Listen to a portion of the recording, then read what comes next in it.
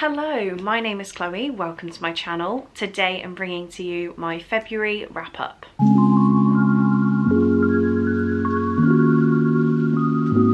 So I'm going to try and make this a bit of a quick fire wrap up. This is the second video I filmed this morning and I'm coming down with a pretty bad cold.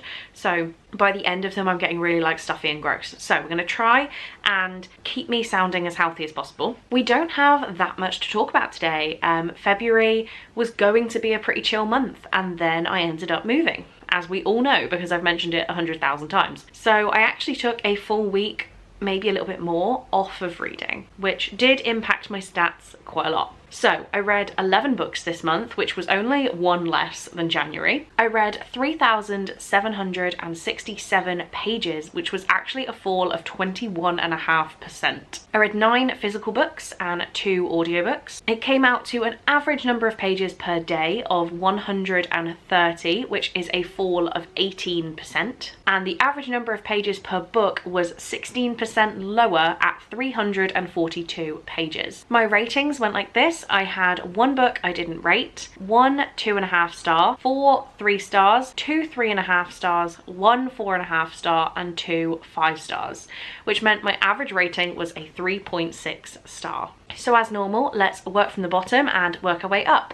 The book that I didn't rate, which technically isn't at the bottom, is After Volume 2 by Anna Todd. This is the second volume of the After graphic novels based on the After series by Anna Todd, and this was a lovely gift from Sharon and Becca for my birthday. The reason this is at the bottom of my list, because I gave it no rating, is that I really struggle to rate graphic novels. I have come to terms with the fact that I am not a graphic novel person, but I do love the After story, so I will consume it in another way, that being graphic novels. Saying that, I still feel like I can't give it a rating because everything I felt like I was missing in this book, like a deeper story, like more explanation, comes in the full-length novel. So it is the format that doesn't quite work for me, but seeing pictures of Tessa and Hardin in this story was pretty damn cool. So thank you again to Becca and Sharon for this lovely gift. I really did enjoy my time with it, and yeah, we'll be keeping it for my After collection. Next up, my 2.5 star read was unfortunately the 10,000 Doors of January by Alex E. Harrow.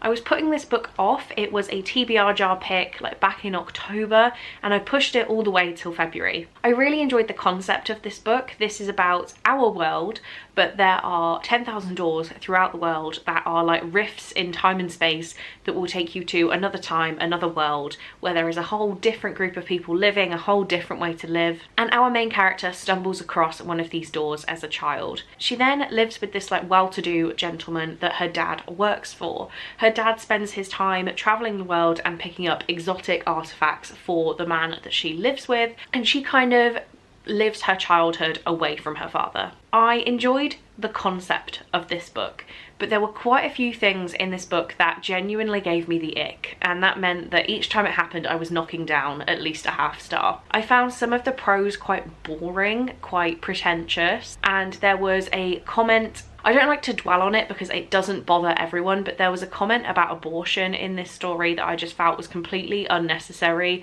and quite crass. And as soon as I read that, I knew that I wasn't going to enjoy the rest of the book. It's quite a sensitive area for me and I just was not appreciative of how it was written. So unfortunately, 2.5 stars for that one. It's already on Vinted, it's already gone, already unhauled, but yeah, I did read it. I finally managed my Patreon obligation, but did not have the best time. Then moving on to 3 stars, the first one we have is The It Girl by Ruth Ware, which I'm very sad about. This was a lovely gift from Amy and it was picked in my TBR jar challenge for December, so I finally read it in January. And some Ruth Wares I love. The whatever it's called, The Turn of the Key, smashed it, 5 stars, will always be 5 stars. The Woman in Cabin 10, 1 star, will never be more than that. So a 3 star for Ruth Ware is decent. This story felt like more of a academia contemporary kind of thing. We're following Hannah, who finds April's body. April is her roommate at one of the Oxford colleges, I think. I want to say Oxford. April was the it girl. Everyone loved her. She was popular, she was rich, and she is found dead. So then the rest of the story is kind of a jump through time of what's happening now, what was happening back then, who could have killed April. It just felt very lacking, like there wasn't anything to really grasp onto and care about. The reveal actually ended up being quite obvious. Saying all of this, I did give it 3 stars. It was fine, but it just didn't really get me too excited, and unfortunately is on the unhaul list. Next up we have Run Rose Run by Dolly Parton and James Patterson, another one that unfortunately I have already unhauled. I was really sad about this book. I wanted to love it because Dolly, we love Dolly. Dolly is the queen. She has been since I used to watch Hannah Montana. So I was really upset that I actually didn't love this book. We're following a young woman who is really trying to get into the country music scene, and she won't take no for an answer. Dolly Parton's character is basically just Dolly Parton, who takes her under her wing, but our main character, again I can't check her name because I can't flick through the book, has a bit of a sordid past, and we're going to find out throughout the book little secrets about what actually happened in her life to bring her to the point that she is forcing her way into Nashville. It wasn't bad. It wasn't bad, but I only liked it because it was Dolly Parton. Like, if you would have given me this book as just a random like Joe Blogs author, if it was just James Patterson, probably 1 star to be quite honest, but I just love Dolly so much. I gave her a 3, but I have unhauled and I'm really sad about it. Next up we have Born Darkly by Trisha Wolfe, which, I'm so sad about this because I thought it was going to be great. This is a dark romance where our main character is a criminal psychologist, and she is assigned patients from the local prison, and she is assigned a patient who is on death row. She sees something in him that other people haven't, and she decides that he could be worth saving. They spark up, I can't even call it a relationship, some form of relationship, and it turns into more of a thriller story. Again, this book was fine, but I really think it should have been a thriller with a little sprinkling of a romantic element, with it being romance that we feel icky about, and then there's a thriller element, and at the same time it's only 250 pages long. It all felt a little bit too rushed, not very fleshed out, and yeah, I couldn't really get invested in it. So didn't love this one, but did read it, kind of enjoyed my time, will not be continuing with the series. I can tell my voice is already getting more nasal. The final 3-star book I have is Kingdom of the Wicked by Kerri Maniscalco. Normally I unhaul a 3-star instantly, but this one I am going to hold on to. So this book actually took me several weeks to read because I started it on like the 10th and finished it on the 25th. And I think I would have loved this book more if I could have got more deeply invested. I think I picked a bad time in my life to read a dense fantasy. I've just had to cut out where I was trying to explain it because I don't think I really can, and that's why I feel like I need to hold on to this book and reread it in the future when I'm in a more calm position. But we have 2 twins, Amelia and Victoria, and they are witches. Then Amelia finds Victoria's body, who has been murdered and completely just desecrated, and she decides that she is going to seek vengeance on the murderer. Then we have the mix in of the Wicked, which are like the 7 princes of Hell kind of thing. I don't know, I still don't quite understand it, and I think that's why I didn't enjoy it. So I'm going to keep this one. I'm going to pick it up again in the future when I have a little bit more headspace to do so, because I just felt like I was reading the page and just reading words. I wasn't actually consuming the story. So definitely want to give it another go. I do have, thanks to Becca, the new book. I want to say Throne of the Fallen, and now I can't spot it out the corner of my eye. So I do need to understand this story for it to feed in to the new book, because it's kind of a sequel series, kind of not. So I do need to understand what's going on. I need to read this series, but I just need to understand this and consume it a little bit better. We're now moving on to the 3.5-star reads. The first one is Beach Read by Emily Henry. Kind of disappointed by this one. I have now read 3 Emily Henry books and given them all either 3 or 3.5 stars. None of them have really knocked my socks off. I heard that people say this is the best one. I actually listened to this one on audio during the literature readathon, and just didn't really feel much for it. So this is about January and Gus, who are both authors. They knew each other in college, but they've been reunited as adults following the tragic death of January's father. January is a contemporary like romance author. Gus writes more literary fiction, and dark literary fiction at that. So they end up both being in a bit of a writing rut and they decide to swap goals. So Gus will write a contemporary romance and January will write a literary fiction. That's kind of it. It's like college rivals, not quite haters, to lovers, and I didn't dislike it, but I have no pull to read this book again. I have no pull to keep it on my shelves and pick it up another day. Do I hold on to it for the mother-in-law? Maybe. Do I just stick it on Vinted? I don't know. But yeah, I just didn't really have strong feelings about this at all. One that I am happy to put as high as 3.5 stars on my list is Hyde by Kirsten White. So this was one of my longest hangover books. I've said I was going to read it since, I swear, the end of the summer last year, and finally picked it up. This is a horror where there's an abandoned theme park and a competition to hide, and if you are the last one standing, you win a cash prize. But all is not as it seems, clearly, as it's a horror.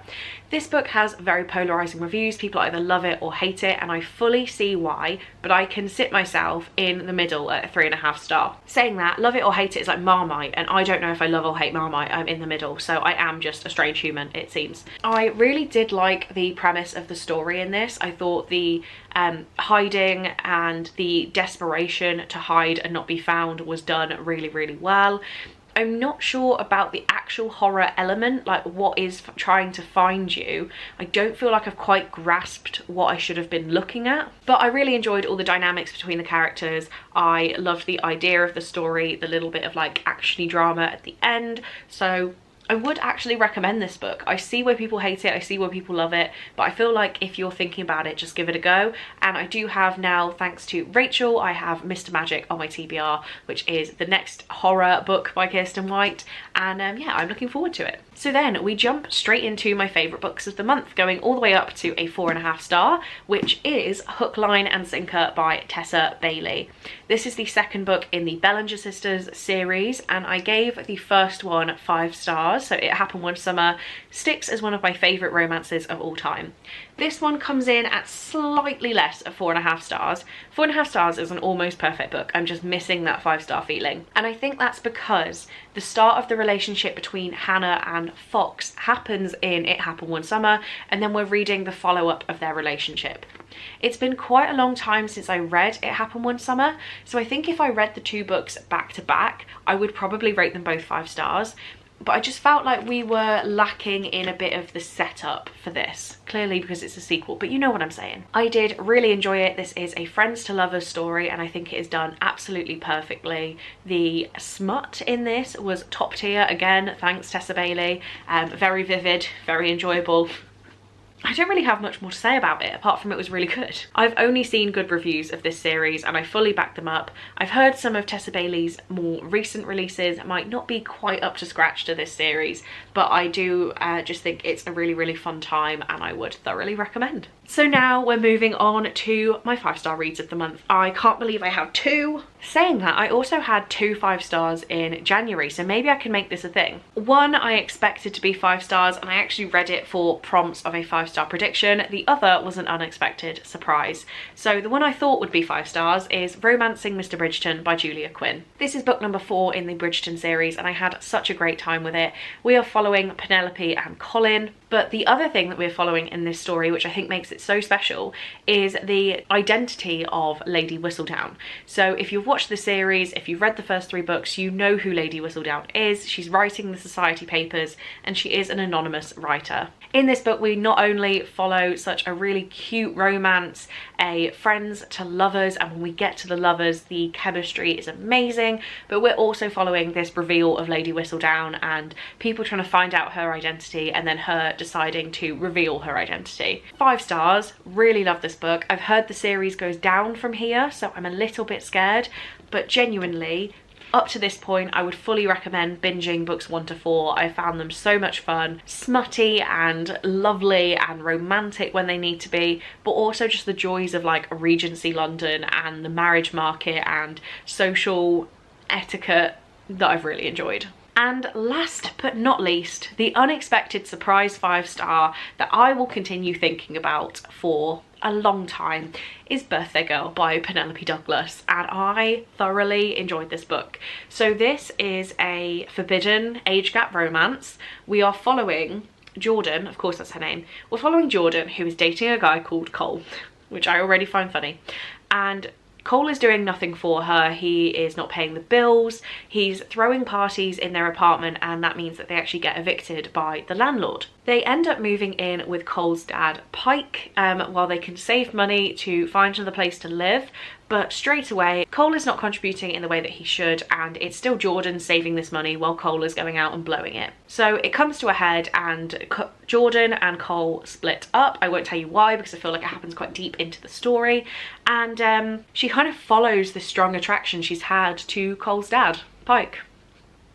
And I absolutely loved it. The chemistry was amazing. The smut was amazing. I was on the edge of my seat.